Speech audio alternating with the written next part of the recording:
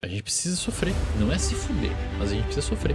Se você fica se submetendo só a coisas fáceis, só a coisas simples, só a recompensas rápidas, o seu cérebro desacostuma a viver com um problema. E a vida não é uma corrida de 100 metros, a vida é uma maratona gigantesca.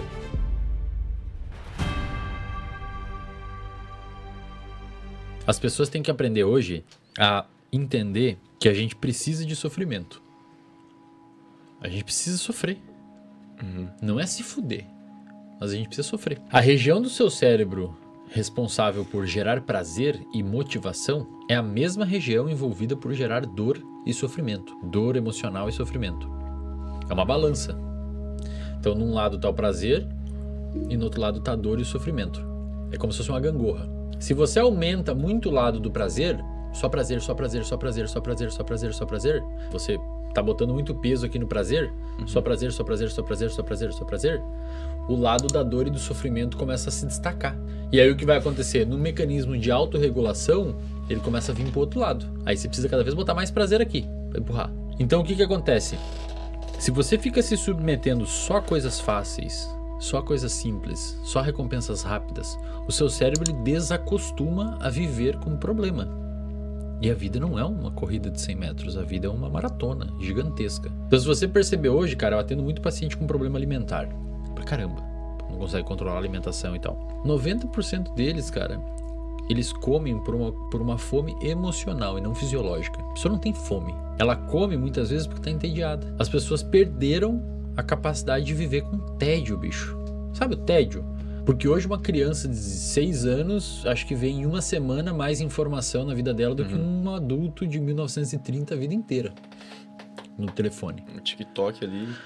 É tudo ali, cara. O TikTok é luz pra caramba. Inclusive saiu um estudo mostrando que aumenta a dopamina e tal. Fica ali, você quer rolar, fica ali. E cara, isso tá ensinando o nosso cérebro a não viver mais no tédio. E as pessoas têm que entender que se você desbalançar esse negócio, se você botar só prazer, só prazer, só prazer, o tédio, ele vai, a dor e o sofrimento vai começar a empurrar pro outro lado. Então, na ausência do prazer, você não sabe fazer mais nada. Dói pra você não ter aquilo. Não ter prazer começa a doer. É tipo quando tu vai, sei lá, fazer cocô e tu não leva o celular, mano. E tu fica agoniado. Exato. Você desaprendeu a apreciar ficar uma boa cagada. Boa, cara. Ficar de boa. Tomar um café, velho. Tem paciente meu que eu falo, ó, sua tarefa essa semana toda, eles dão risada e depois eles voltam uma semana e não conseguem fazer. Eu falo, essa tarefa a semana toda, principalmente empresário, é acordar e ficar meia hora sem olhar o telefone. Os caras não conseguem.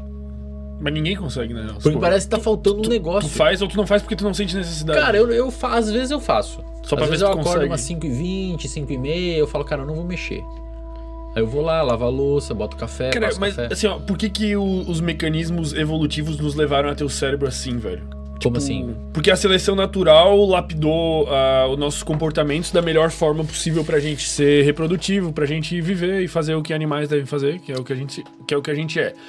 Por que ele configurou esses mecanismos cerebrais de prazer e de dor dessa maneira? Por que não poderia ser diferente? Por muito tempo você, na verdade, assim... Tu entendeu mais ou menos o que eu quis dizer? Entendi. Na verdade, assim, o nosso cérebro não tem nada errado. Ele funciona, ele tá feito do jeito que tem que ser feito. O problema é a sociedade que a gente construiu e o ambiente. Lembra que eu falei lá no início, quem determina isso daqui é o ambiente, não é necessariamente o nosso cérebro. É uma bolota de células jogada dentro de um ambiente e inclusive ele é conectado em rede. O meu cérebro está conectado com o de vocês agora. Dependendo do que eu falar, eu posso alterar a produção de neurotransmissores no seu cérebro. A gente está conectado. Se eu falar assim, presta atenção no seu pé tocando o chão agora, a sua atenção foi pro seu pé. Você não estava prestando atenção na sua camisa tocando o seu corpo. Presta agora atenção você na respiração. Então o nosso cérebro está conectado em rede. Nós somos uma estrutura em rede. Sacou? Então o nosso cérebro não tem nada de errado, cara. O problema é a sociedade que a gente construiu. E aí o que acontece? O nosso cérebro, ele não foi constituído para viver num ambiente com tanto estímulo. Por exemplo, isso aqui que a gente tem aqui agora, esse monte de luz, 9h19 da noite, não é normal. O próprio relógio.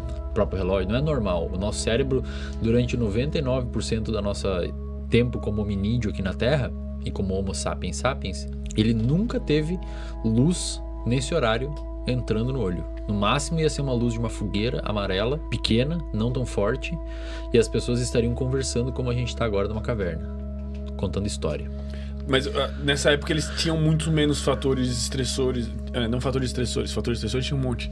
Mas eles tinham muito menos problemas, assim, desencadeados por esse excesso de... É que na realidade, naquela época, cara, o sistema ele funcionava perfeitamente porque ele foi desenvolvido. Um caçador-coletor, ele ficava estressado quando? Quando ele tinha muita fome, Quando precisava ficar começou a dar problema, ou Eles alguém atacava eles ele. viviam melhor que nós. Tipo, eles se sentiam melhor, vamos supor. Eu não sei se eles se sentiam melhor e também não sei se viviam melhor. Aí que tá, eu sou um grande depende. Se tudo que você me perguntar, eu vou falar depende. Porque, cara, com 30 anos, caía seus dentes naquela época, tá ligado? Então a gente não é que eles viviam melhor.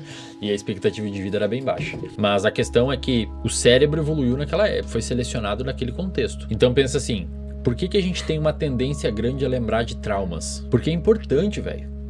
Pra história evolutiva lembrar de um trauma. Pra você ter uma noção, quando você tem um trauma, quando um trauma acontece na sua vida, você tem um aumento da atividade da sua amígdala, que detecta aquele trauma. Você tem uma atividade exacerbada do eixo HPA, hipotálamo pituitário adrenal. Esse eixo HPA libera glicocorticoides e esses glicocorticoides sobem até seu cérebro e eles potencializam a neuroplasticidade daquele evento específico, fazendo você formar mais forte a memória daquele evento. É por isso que muitas vezes você nunca mais esquece daquele evento. E quando é um PTSD, um transtorno de estresse pós-traumático, você muitas vezes generaliza aquela memória tão forte que ela ficou para outros eventos, que é o que? Um veterano da guerra que escuta fogos de artifício e dispara um medo, uma resposta de medo. Ou um cara que sofreu um acidente de carro e não consegue entrar num carro. Isso, evolutivamente falando, foi importante, porque o cara que foi atacado numa savana por um grupo de caçador-coletor rival, é importante que ele lembre onde foi aquilo, para ele não ir lá de novo. Ou uma cobra, um jacaré na curva de um rio, é importante que ele lembre aquilo para não ir lá de novo. O problema é que muitas vezes isso é tão extremo que traumatiza demais.